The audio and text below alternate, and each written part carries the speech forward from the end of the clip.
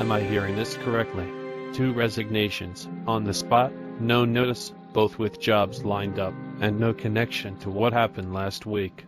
Unfortunately, legal has had a hold on Cindy's computer since she left and we've scoured the hard drive. There is no evidence anywhere of a conspiracy to cause a mass exodus of talent from this company. That makes things all the more puzzling. We're going to be hurting if we keep having these sorts of issues. I'm not so sure this is too puzzling.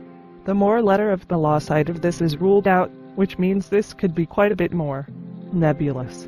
If you're suggesting it's a people thing, I've managed a lot of people before. I think I could take care of the people element with this. I know people can be a tad unpredictable sometimes. Tell me about it. That's a big part of why I wanted to get into law. I like things being in writing and not at the mercy of someone's fickle emotions. I just hope that my preference for things being more written down hasn't gotten in the way of my efforts to cover this vacant HR position. No worries, Kim. It may not be your cup of tea, but sometimes even on the best teams folks have to play out of position, so to speak, to keep the team going. Let's keep this team going then, and get to the bottom of this.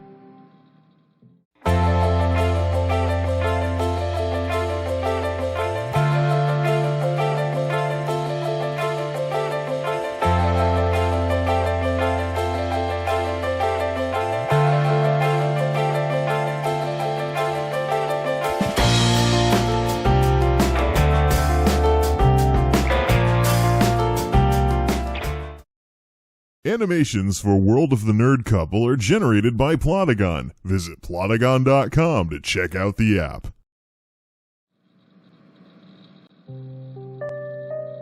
Jay, I know disclaimers aren't your thing, but I just wanted you to know before we discuss anything that I'm not trying to fire you, set you up, or any of the conspiracy stuff you and Lauren seem to be worried about these days. I just need your input on things. I'm guessing this means that the attorney who took over HR after Cindy left isn't listening in or giving you talking points. No, not at all. This may be hard for you to believe, but I'm not assuming the worst out of you here, and you don't have to assume the worst out of me either. I don't care if some book somewhere says this make me look weak as a manager. Our talent situation right now is an open wound. Cindy, Tom, Shelley, and sometimes other people get the impression that they should leave too from incidents like this. So you mean there are copycat resignations like copycat suicides and the like? I didn't mean to get so dark, but let's just say when there are people involved, you can never assume anything these days. We don't have a choice here. We need to stop the bleeding, and we need to be competitive and turn things around. I won't run to the attorney covering for HR. If you know anything that could help me do this for our team, I'm all ears. Lauren and I ran into Tom and Shelley over the weekend, and the situation with them was rather textbook when it comes to recruiting, based on what they told us. When people leave, don't expect them to ever say it was because the job no longer was good enough for them. It's not good practice to burn bridges as a professional. In the case of Tom, who I spoke with directly, it was the behavior of those around him that directly got him to hang it up with our team. Shelley was someone Lauren talked to. In order to not go all telephone with the he said she said, you should probably ask her directly, but I think you'll find it's the work environment behind all of this. This is going to be more difficult than I thought. We have goals to meet, and I already committed to improving the accountability around here. I also have seen people wince whenever you say that word. Something to consider. Perhaps parading around the leadership concepts you're trying to apply is no substitute for simply applying them and only bringing them up to anyone who asks. Wait a minute. Are you saying I'm getting a bit too preachy? I did see a preacher on TV yesterday morning. Some of what he was preaching about spoke to these very same points. This is going to be tough. Really tough. I figured this might be difficult, but now I'm getting an even bigger perspective of just what I need to sort out. This sort of stuff, though, is what I signed up to face when I became an executive. Thank you. Hi Lauren. Thank you for responding so quickly to my meeting request. It's not the best of circumstances, though. Oh no. Just say it then. Not even close to that, Lauren. As a matter of fact, nothing bad at all. You did nothing wrong here. Then what is it? Jay and I knew today would be a veritable dark vortex of a mess. Actually, I'm looking for help here, so know firsthand here that you're not in trouble. Nobody's trying to fire you. The legal counsel covering the vacancy in HR didn't give me any talking points here, and although I talked with Jay earlier, you two are not being cross-examined to see if your stories match. In short, none of anything that you might be worried about. That's good to know. The negativity has been causing me to lose sleep at night. So what do you need my help with? This team's talent situation is an open wound. Cindy, Shelley, Tom, and there could be more. Sometimes people get the wrong idea from a sudden exodus of a group of people. We're hurting, Lauren. Hurting. We need to stop the bleeding, so if you know anything that could help with this, I'm all ears. What could I do to prevent another Shelley situation? The same thing you could do to help me. The environment here is about as negative as it gets. I don't know if anyone around me trusts each other anymore, and trust isn't something that can be demanded or used to put people on the spot. Think about it. How many successful retailers make money by demanding that people buy their product these days?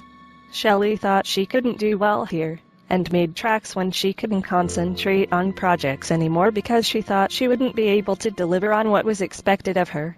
She was one of our best programmers.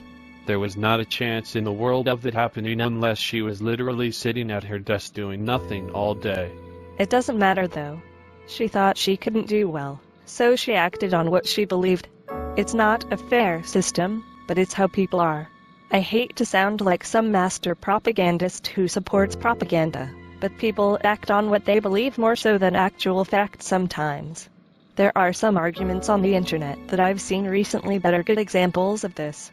This has been good feedback from both of you, but I think I'm going to be rolling a concrete block uphill on this one.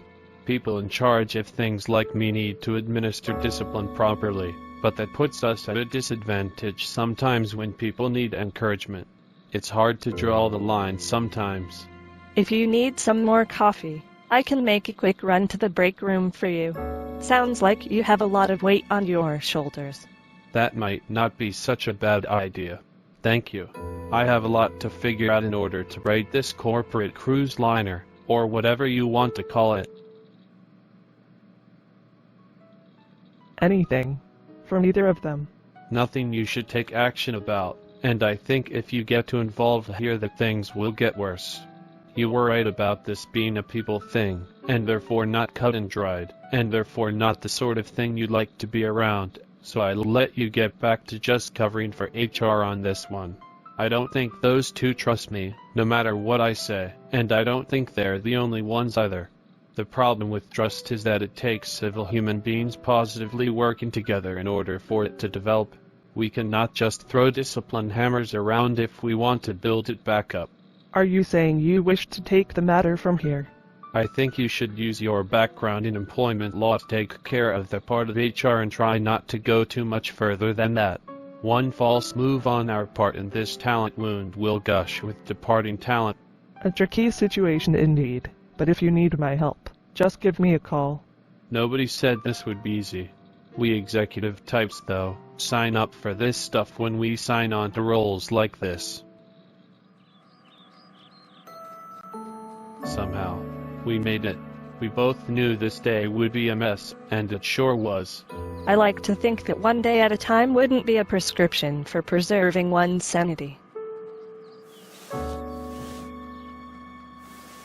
Well, we made it through today. Let's try getting through tomorrow next. I wonder who that could be. Strange time for visitors.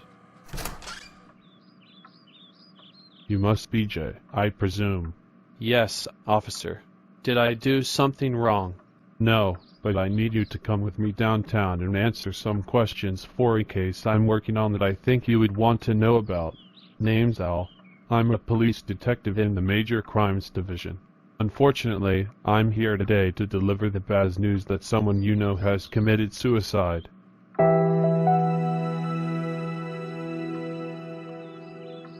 It's never easy news to deliver, but we need you to come to the station.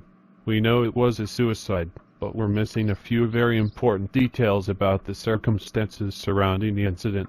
My partner has neighborhood foot patrols in this area. He'll stay behind and explain everything to your girlfriend. Right now, though, the precinct is looking for your help downtown. Good evening. You must be Lauren. I'm Trooper Vince from the police station downtown. I have some foot patrols in this area, but just wanted to let you know what's going on here. I heard bits and pieces of Jay's conversation with the detective. Did I hear this correctly?